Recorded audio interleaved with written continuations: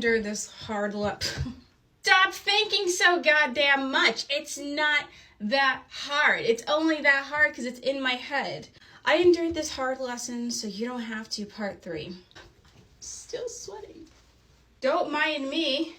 It's hot in this bathroom. So again, once he starts to reveal his true colors, that's when I started to think, oh, maybe I made an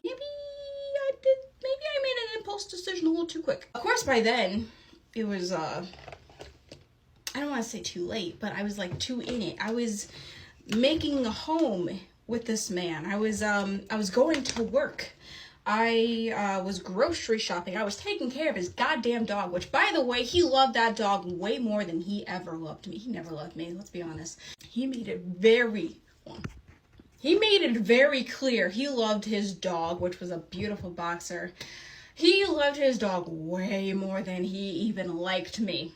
He loved his dog. He liked his dog. I don't even think he liked me. The way this man prioritized his fucking dog more than he ever did me was very insulting.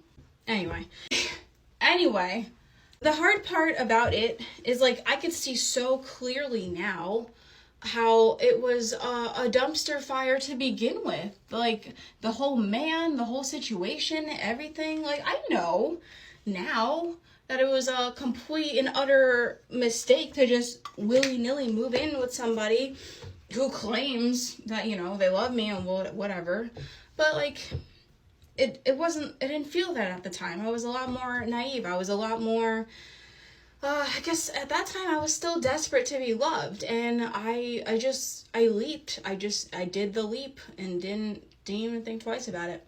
I'm scared to think about it. This man would be like literally Dr. Jekyll and Mr. Hyde. I think those are the names. Like literally one day he would be totally cool, totally fine. There was no real back and forth conversation. He would just always talk about how amazing he was all the time. I'm not even kidding. We didn't really have real conversations. This man would just boast about himself all the time. And after a while, it absolutely gave me the ick. Because, like, it's one thing to be confident in yourself, of course. But it's another thing to be so arrogant and, like, talk about how amazing you are all the fucking time. That was the majority of our conversations. He would always find a way to just talk about how amazing he was, how skilled, like, all the time. And never would he ask a question about me. Never would he, like, never. Very rarely the conversation would ever be, you know, about me or us or, you know, anything that wasn't related to him being so skilled and amazing and awesome. It was like, I just dealt with that. Like, yeah, like, after a while, it definitely was like, why can't we, like, talk about anything else besides you being amazing? It's as if you're so insecure with yourself that you have to compensate and talk about how amazing you are so people know how amazing you are. And it's always at the forefront of people's heads when if you really were that amazing, people would just know that. Or they wouldn't, because it doesn't matter. This is going to be several parts. I'm not even going to, like, I don't even think I'll be able to remember all the parts because I could just keep going on and on about this. Like, for example, this man, like, when I say, like, we didn't have conversations, I remember one day we were going to a store, and because this man never made me feel safe or comfortable ever, I was very obviously dating a narcissist, and I didn't realize that until, like, the second or third month in. So when I was just sitting there quiet in the car, not talking, just in my own peaceful zone, like, he would say, why are you being so quiet? I don't remember you being this quiet back in college. I don't remember you being so, like, you know, just not interesting. He would make me feel like shit for not feeling safe to be myself around him and talk.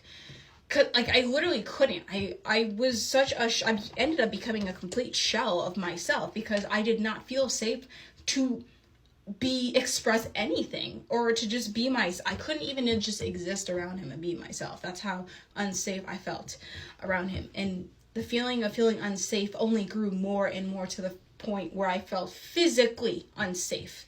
We'll get more into that later. It would just keep going on and on. And then the other thing that would come up is that, like, he would pick on me for the dumbest things. I would be doing dishes, and he would tell me I'm not doing them enough. Like as if I'm supposed to be doing it all the time. And if I just happen to not do a dish that day, like there was a few dishes in the sink and several hours went by, like he would literally yell at me for that and make it seem like I wasn't doing it enough because I went one day without doing it. He knew how to trigger me. He knew how to pick at the things that would cut me the deepest. He knew how to focus on the theme of me not feeling good enough. So he would find anything to make me feel not good enough. I wasn't doing dishes enough. I wasn't talking enough. I wasn't making good enough dinners, because he was a far better cook than I was. This man would find anything to find insufficiency with me. Oh, hold on. We're just gonna save the even juicier stuff for part whatever the fuck I'm on. I lost track. See you there.